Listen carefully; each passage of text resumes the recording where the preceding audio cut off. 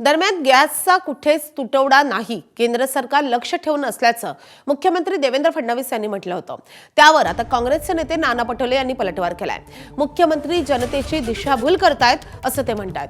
तर gas agency बाहेर रांगा याच गॅस सिलेंडरचा तुटवडा असल्याचं सांगतायत असं काँग्रेसचे आमदार विकास ठाकरे यांनी म्हटलंय।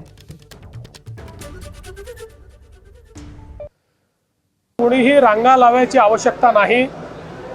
वारंवार सांगितलं जात आहे की गॅसची कमतरता नाही। जाणीवपूर्वक राहुल गांधी आणि काँग्रेस पक्षाचे नेते या ठिकाणी लोकांमध्ये भीती तयार करतायत आणि त्या भीतीपोटी लोक रांगा लावतायत। कोणी रांगा लावायची आवश्यकता नाहीये। आवश्यक तेवढा गॅसचा पुरवठा आपल्याकडे आहे। गॅस सिलेंडरच्या ह्याच्यामध्ये सरकारने वास्तविकता जनतेसमोर मांडली पाहिजे आणि मोठ्या प्रमाणात आज उद्योग बंद व्हायला लागलेत, हॉटेल्स बंद व्हायला लागलेत आणि हे सगळे बंद होत असताना सरकार खोल धावा करत असेल की आमचा जो गॅस सिलेंडर तर मग द्या ना। मग लोकांच्या लाईनी घरगुती याच्यासाठी लोकांच्या लाईनी लागलेल्या आहेत, तुमच्याच माध्यमातून दाखवलं जातं।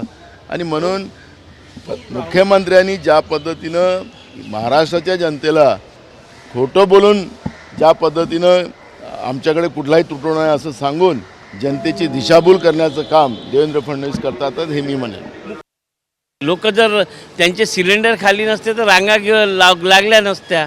आपण सगळ्या गॅस कंपनींच्या गोडाऊनमध्ये किंवा त्यांच्या दुकानांमध्ये पाहाल तर या रांगा लागल्या, ह्या सिद्ध करतात की कुठे ना कुठे गॅसचा तुटवडा आहे। भाऊ, अनेक हॉटेल्समध्ये सिलेंडर नसल्यामुळे हॉटेल्स बंद होत आहेत। तुम्ही हा प्रश्न विधानसभेत मांडणार आहे का? नागपूर शहरात रुग्णालय, हॉस्टेल मोठ्या संख्येने विधानसभा अध्यक्षांनी या विषयावर बोलायची जर संधी दिली तर जरूर हा मुद्दा आम्ही विधानसभेत मांडू।